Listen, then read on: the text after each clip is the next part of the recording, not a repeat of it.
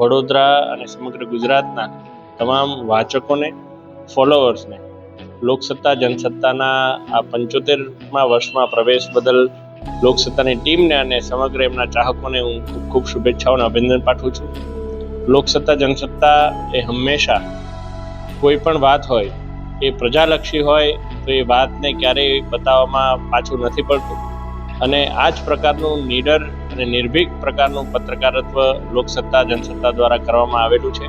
અને હવે એક નવું સોપાન વડોદરા ફેમિલી ફેસ્ટ કે જે 1 મહિના સુધીનો એક એવો ઇવેન્ટ કે જેની અંદર વડોદરા જ્યારે સંસ્કારી નગરી અને કલાનગરી હોય તો વધારેમાં વધારે કલા રસિકોને માણવા માટેનું કોઈ એવું સ્થળ મળે કે 1 મહિના સુધી નવીન વાતો, પછી એ આજે કુમાર વિશ્વાસજી સાથેનો સંવાદ હોય કે પછી કૈલાશ ખેરજી સાથેનું મ્યુઝિકલ ઇવનિંગ હોય.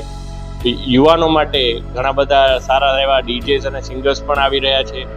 આપણા વડોદરાના ગરબા એવા પ્રિય અતુલ દાદા પણ પરફોર્મ કરવાના છે. ત્યારે હું માનું છું કે આ 75મા વર્ષે લોકોને લોકસત્તા જનસત્તા દ્વારા એક સારી અનેરી એવી ભેટ આપવામાં આવી રહી છે.